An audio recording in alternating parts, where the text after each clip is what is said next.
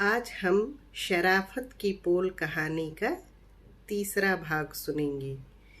बबली काकी रोज ही 100 ग्राम चना, 100 ग्राम चूड़ा और एक छोटी सी शीशी में तेल ले जाती। कई बार मेहमान आने पर सोयाबीन की बड़ियां भी ले जाती। त्योहार आने पर टूटे चावल, दाल तो कभी बेसन भी ले जाती। कदम को देखती कुछ कहना चाहती, पर उसकी मुख मुद्रा देखकर सामान लेकर चुपचाप चली जाती। ऐसे ही कई लोग आते, पर शिल्पी कभी नहीं आती। सुमति ही सप्ताह में 2 बार शैम्पू के 2 पाउच ले जाती।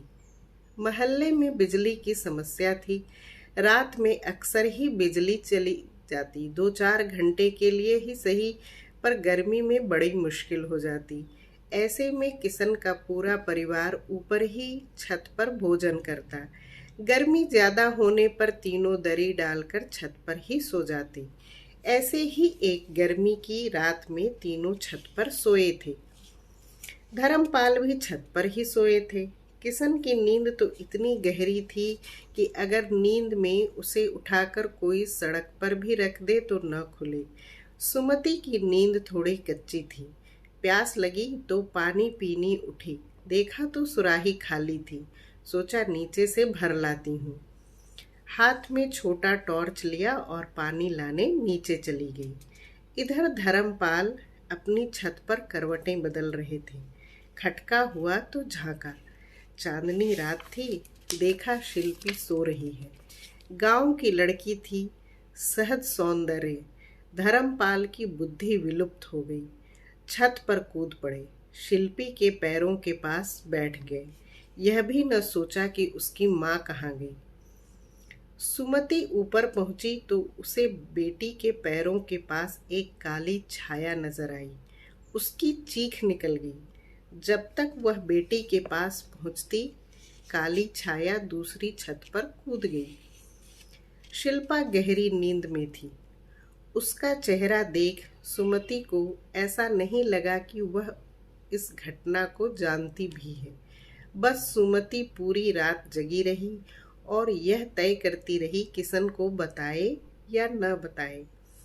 आखिरकार सुबह उसने फैसला किया किशन को कुछ नहीं बताएगी। सुबह शिल्पा रोज की तरह कॉलेज के लिए तैयारी करने लगी। 2 जोड़ी सलवार कुर्ते थे उसके पास। उसी को पहनकर रोज जाती। धोकर तह कर रख देती। अपनी किताबें उठाती, रिक्शे पर बैठती और चली जाती। पर आज सुमति थोड़ी चौकन्नी थी। आज शिल्पा के साथ वो भी कमरा बंद कर चली। शिल्पा के भाव भंगिमा में कोई परिवर्तन नहीं आया।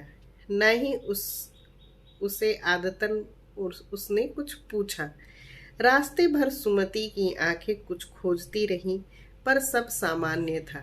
रिक्शे वाला 2 सवारी के लिए बड़बड़ा रहा था, जिसे सुमति ने बखूबी अपने झिड़कने की कला से उसे चुप कर दिया। फिर पूरे रास्ते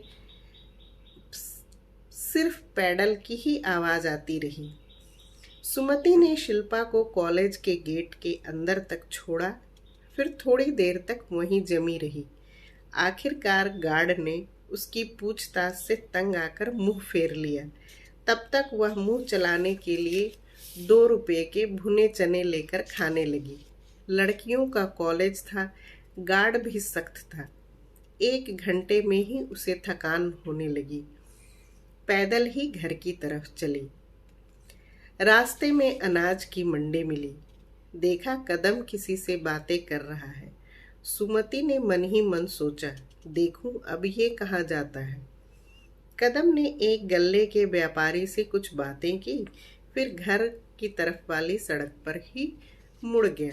सुमति उसके पीछे चली, पर इससे कदम पूरी तरह अनभिज्ञ था। घर के पास पहुंचकर उसने दुकान खोली, फिर सामान ठीक करने लगा। सुमति भी चुपचाप घर चली गई। कपड़े धोए, भात चढ़ाया और झाड़ू लगाने लगी।